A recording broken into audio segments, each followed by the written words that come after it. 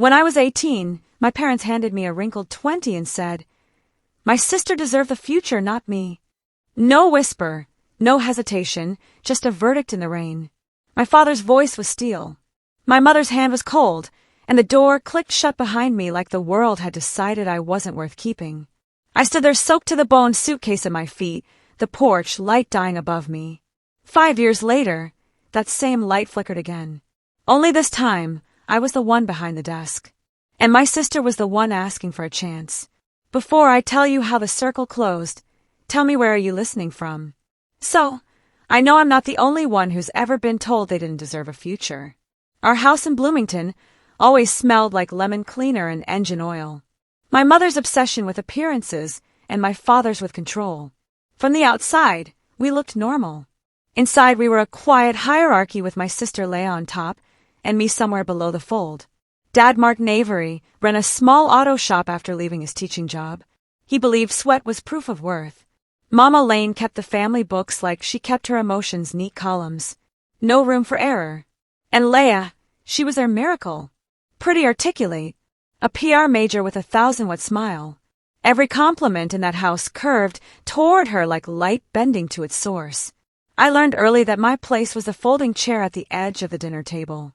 Metal cold, legs unsteady, easy to pack away. When Leia turned 16, she got a used Honda with a red ribbon on it. I got a bookstore gift card. Mom said, "You love reading, right?" I said, "Thank you," pretending the word didn't burn. But the day the envelope came, the one with the blue university seal, I believed for a second that the script might change. I had worked after school, tutored kids, fixed old appliances just to save money. When I tore that envelope open and saw congratulations, I thought maybe they'd see me. That evening, I stood in the kitchen holding the letter like a flag. "I got into Indiana State," I said. "They gave me a scholarship. It's not full, but Dad didn't even look up from the newspaper. We can't pay for 2 tuitions," he said flatly. Mom sighed, sorting bills on the counter. "Ela's pre-law is already expensive. You'll have to be realistic." "Realistic?" I repeated. "I've worked for this. I can cover the rest." Dad set the paper down, his voice turning sharp. "Then cover all of it. You're 18, Scarlett. Time to be independent." Leia's phone buzzed. She smiled down at it, then said softly, "She's overreacting." That word overreacting was the fuse. I'd swallowed their silence for years, but that night I said what I'd never dared. "You've never even asked what I want." The table went still. Mom's hand trembled once before she reached into her purse, pulled out a $20 bill, and pressed it into my palm. "Be independent," she said. Dad didn't look up again. I packed that night. 1 suitcase, a few notebooks, my acceptance letter folded in my jacket. When I walked out, rain had already started. Leia stood at the window, her reflection blurred against the glass. She didn't wave. That's how it began, with a door closing and the sound of thunder swallowing my name. The first night alone, I learned how cold metal can feel. The bus stop bench was slick with rain, and the 20 in my pocket was already damp. Every car that passed splashed me a little smaller. I kept staring at the letter from Indiana State, the ink starting to blur the words, still trying to mean something. By midnight, the street lights buzzed like they were shivering, too. I told myself I'd find a way, a job, a room, anything. But the truth was, I didn't even have an address to write on a form. By the 3rd night, my body ached with fever. The air felt sharp in my lungs. I remember a man's voice cutting through the hum of tires. "Hey, you okay?" He was maybe in his 50s, gray hair, kind eyes. His name was David Reed, a long-haul truck driver who'd stopped for coffee. He gave me his jacket, called for help, and stayed until the ambulance came.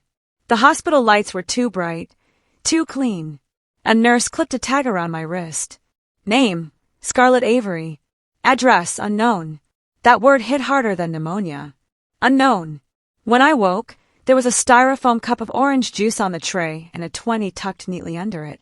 The nurse said the man left it for me. Said, "You'll need it more than he does." They discharged me 2 days later, still weak, with a pamphlet for Haven House shelter. It sat wedged between a laundromat and a pawn shop peeling paint flickering sign, but warmth inside. The woman who ran it.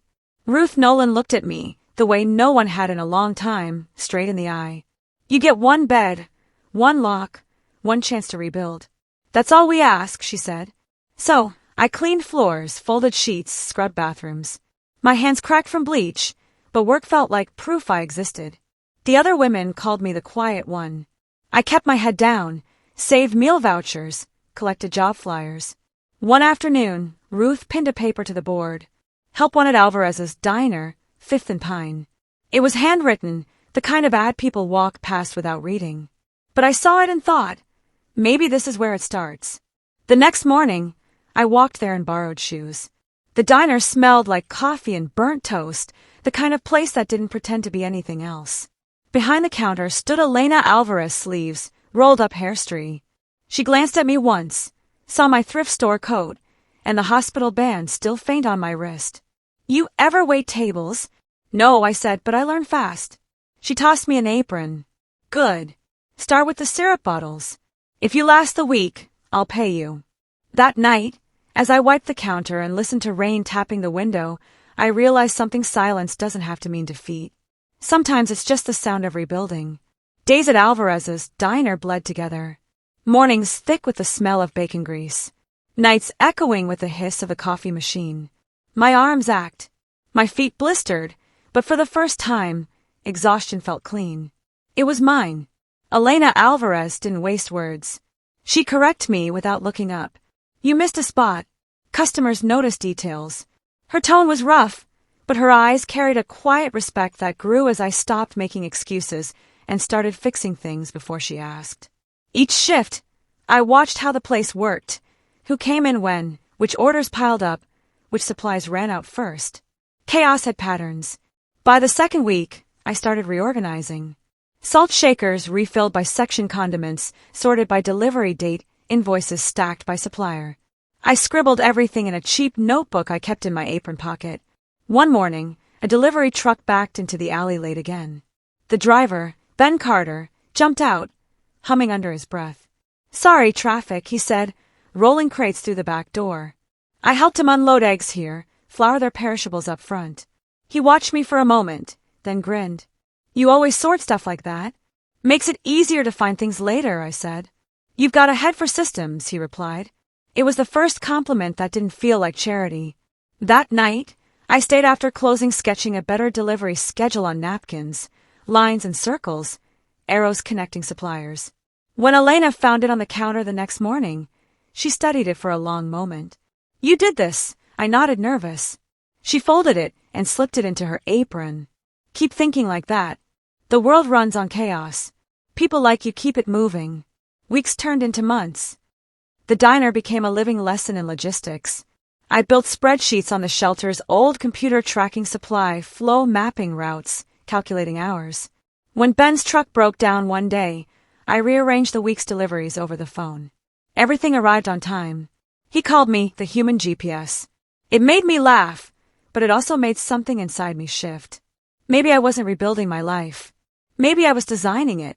When Everline Freight opened a clerk position, Ben brought me the flyer himself. You'd be perfect for this, he said. I hesitated. They won't hire someone without a degree. Try anyway, he insisted. So I did. I printed a 2-page resume that smelled faintly of diner coffee. The manager, Tom Whitaker, asked simple questions: organization, communication, problem solving.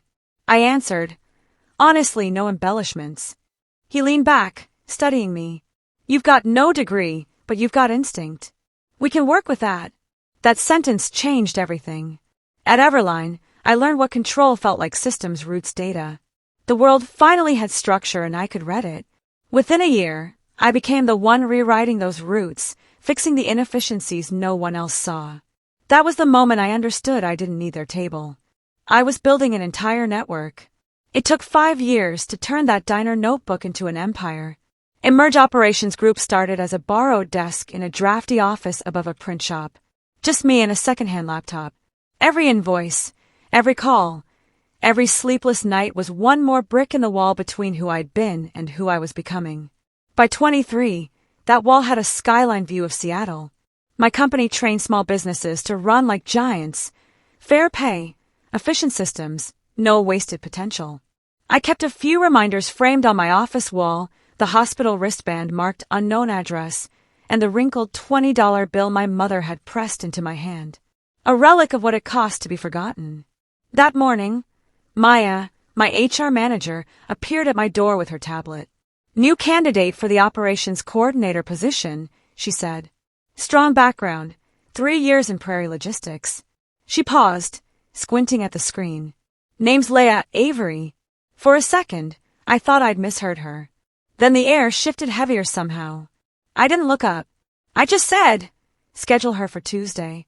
Tuesday arrived with steady rain, soft and rhythmic against the windows. I came in early, straightened the papers on my desk, then stared at the frame 20. The ink had faded into a ghost of green, but the memory was sharp as ever. At 9 on the dot, Maya knocked once before opening the door. "She's here. Send her in." The click of heels on the polished floor. That same confident rhythm I'd once envied when she used to walk down our hallway in Bloomington, basking in our parents' attention. When the door opened, Leah stepped inside, composed, elegant hair pinned the same way Mom used to do it for her recital. She smiled politely. "Good morning." "Morning," I said. "Please have a seat." She didn't recognize me. Of course, she didn't. To her, I was a ghost wearing success like armor. Maya did the formal introduction, unaware of the history bleeding into the room. "This is Miss Scarlett Avery, founder and CEO." The name landed between us like a spark.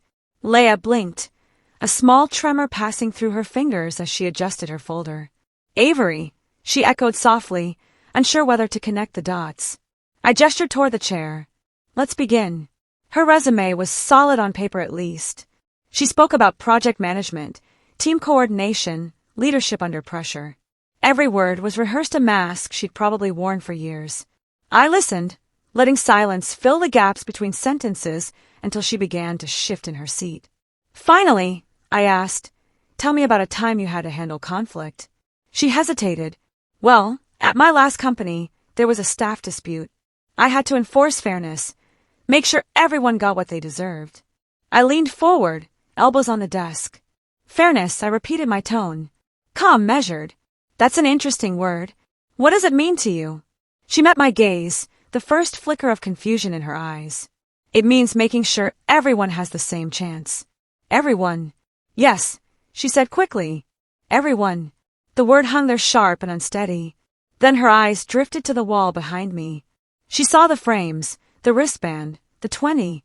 I watched the exact moment recognition dawned. Her breath caught. The color drained from her face. Her voice cracked. "Scarlett." The sound of my name from her mouth felt both foreign and familiar. I leaned back in my chair. "We're here to discuss your qualifications," I said evenly. For a second, she couldn't speak. Her hands trembled as she closed the folder on her lap. I didn't know. I thought that I didn't survive. I finished quietly, her eyes filled. "We were told you left." "I wanted to." I cut her off with a small shake of my head. "This isn't about the past, Miss Avery. This is a professional setting."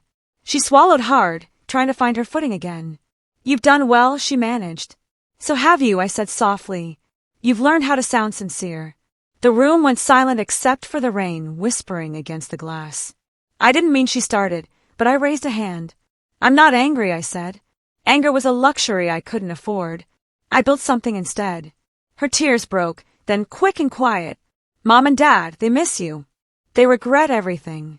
I studied her for a moment, every piece of the old hierarchy replaying in my mind. Her ribbon car, my folding chair, her applause, my silence. "They made their choices," I said finally. "And so did you." Leah's voice dropped to a whisper. "I didn't stop them." "I should have." "You didn't have to," I replied. "That's the thing about silence. It's complicity dressed as comfort." She nodded slowly, the weight of years pressing down. "Are you going to hire me?" I looked down at her resume, then back at her. "That depends," I said. "Can you follow leadership that values fairness over favoritism?" "I can try." "Good," I said. "Because that's the only thing we build here. Fairness." When she left, Ma slipped back in uncertain. "So what do you think?" I glanced at the window. Rain struck the glass and silver lines just like that night 5 years ago. "Give her the position," I said finally. Maya blinked. "You're sure everyone deserves a chance?" I murmured. even the ones who once denied you yours. That evening, after the office emptied, I stood by the window, watching the lights blur through the rain. Somewhere out there, my sister was driving home, probably replaying every word, maybe realizing that forgiveness doesn't always sound like mercy. Sometimes it just sounds like boundaries. I touched the frame on the wall. The $20 bill flattened and fragile under glass.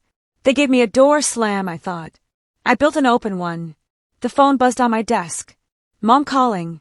I let it ring once, twice, then pressed silence. The sound faded, replaced by the hum of rain and city noise below. For the first time in years, the silence didn't feel like absence. It felt like peace. The next morning, sunlight broke through the clouds, turning the rain on my office window into a shimmer. For once, the city looked calm, like it had exhaled with me. Leia showed up for her first day, early nervous, carrying a notebook instead of pride. When I passed her in the hallway, she stopped. "Thank you for giving me a chance," she said softly. I nodded. "Earn it," I replied, not unkindly. She smiled faintly, like someone relearning a language they used to speak. Throughout the day, I watched her work, quiet, deliberate, unsure of her footing, but trying, and somewhere inside me, something unnoted. Not forgiveness exactly, just release. Later, when the office was empty again, I stood at my desk and looked at the three things that built my life: the hospital wristband, the $20 bill, and the company logo framed between them. They once marked failure, pity, and survival. Now they meant legacy. I picked up the frame, 20, my reflection blending with it in the glass. Unknown address was no longer who I was. I had roots now, a company, a purpose. I placed it back carefully, turned off the lights, and whispered into the quiet, "The debt's been paid in full." That weekend I drove back to Bloomington for the first time in 5 years. The town looked smaller, the roads narrower, but the old bus stop was still there. Same dented bench, same flickering light. I laid a small bouquet on the seat, then placed the frame 20 beside it. "This is where they ended me," I whispered, "and where I began." The air smelled like wet pavement and second chances. I stood there for a long time, not waiting for anyone to show up, just listening to the rain hit the metal roof. It didn't sound cruel anymore. When I turned to leave, dawn was breaking pale gold spilling over the empty street. Because everyone deserves a future, even the ones told they didn't. If this story found you, share it. Tell me where you're listening from. You're not alone.